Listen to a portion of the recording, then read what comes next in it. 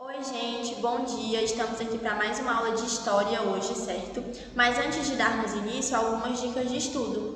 A primeira é que vocês busquem um lugar sossegado e silencioso da casa de vocês, para que vocês possam se concentrar e ter um bom rendimento. E não esqueçam de pegar seus materiais como caderno, caneta, lápis e o seu livro, o seu material didático, para ele servir como base durante nossa aula, certo? Principalmente porque hoje nossa aula é de resolução de exercícios sobre a matéria estudada na aula passada, sobre a Era Vargas. Por isso é importante que vocês tenham assistido a aula anterior e todas as questões que nós iremos trabalhar é do livro de vocês, certo? Para dar início à página 156, a primeira questão.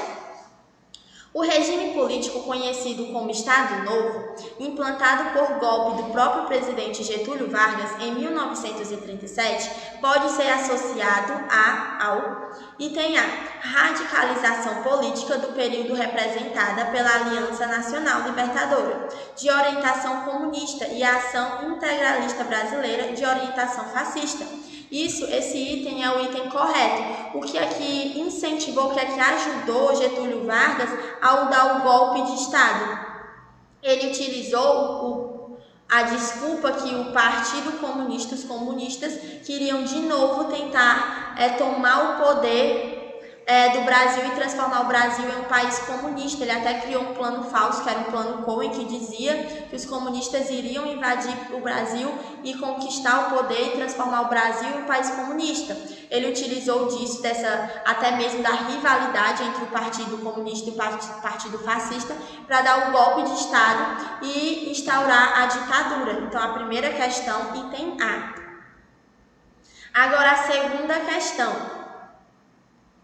O Estado Novo, período que se seguiu ao golpe de Getúlio Vargas, caracterizou-se pela centralização político-administrativa, eliminação da autonomia dos estados e extinção dos partidos políticos. Essa também é a resposta correta. Durante o período do Estado Novo, que é considerado uma ditadura por conta das características, justamente essas citadas no item A, que era uma centralização do poder nas mãos de Getúlio Vargas, uma eliminação da autonomia dos estados, porque agora todo o poder é nas mãos de Getúlio Vargas, e ele também fez a extinção dos partidos políticos. Agora, a terceira questão.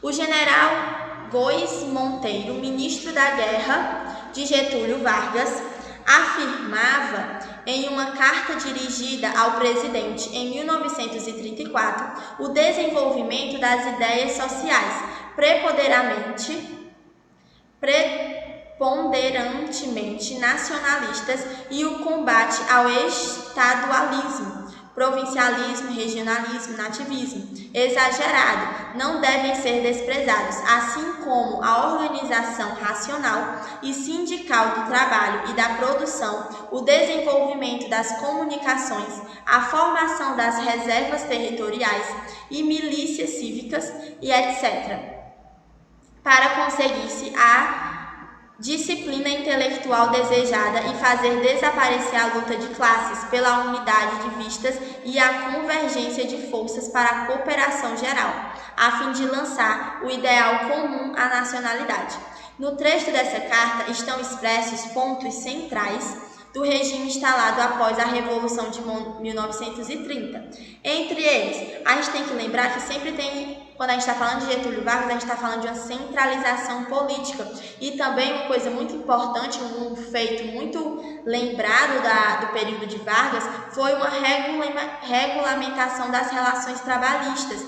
E também, por ser um regime ditatorial, o nacionalismo se faz muito presente, dá para perceber no texto. Então, o item correto nessa questão é o item D, centralização política, regulamentação das relações trabalhistas e o nacionalismo. Dando continuidade, agora a quarta questão. A política industrial da era Vargas caracterizou-se por promover, item A internacionalização da economia com ênfase na produção de bens de consumo? Não, a industrialização não foi assim em relação a internacionalização no período de Vargas. Item B, as bases para a expansão industrial por meio de uma política econômica intervencionista, pragmática e nacionalista. Isso é verdadeiro. Teve uma base industrial, começou a iniciar o processo industrial no Brasil, certo? E as características do sistema de Vargas aí citados no item B, que é o intervencionismo, que é a intervenção do Estado, pragmática e nacionalista. Então, quarta questão, item B. Agora, a quinta questão. No Brasil, o PTB, que é o Partido Trabalhista Brasileiro, que procurou arregimentar os sindicatos e os trabalhadores, e o PSD, Partido Social Democrático, que reunia os setores mais conservadores da sociedade, foram criados. Item A, por decreto durante a vigência do regime controlado pelos militares? Não. Após a decretação da anistia política no final do governo de João Figueiredo? Não. Item C, no período que vigorou o regime parlamentarista após a renúncia de Jânio Quadros? Não, também. Pelos trabalhadores, logo após o movimento popular pelas eleições diretas? Também não. Item E, nos momentos finais do Estado Novo, sob a inspiração direta de Getúlio Vargas? Verdadeiro. O item correto é o item E, porque Getúlio Vargas inspirou a criação desses dois partidos, o Partido Trabalhista Brasileiro e o Partido Social Democrático. Então, quinta questão, item E. Agora, a sexta questão. No Brasil, a CLT, Consolidação das Leis do Trabalho, foi criada pelo Decreto 5.452 de 1943, em meio ao governo de Getúlio Vargas, para reunir e sistematizar as leis trabalhistas existentes no país. Tais leis representam é uma participação do Estado como árbitro da mediação das relações entre patrões e trabalhadores de 1930 em diante, permitindo a Vargas propor a racionalização e despolitização das reivindicações trabalhistas. É o item B. Essa parte trabalhista, essas reivindicações, foi um critério muito trabalhado durante o governo de Vargas. Então, sexta questão, item B.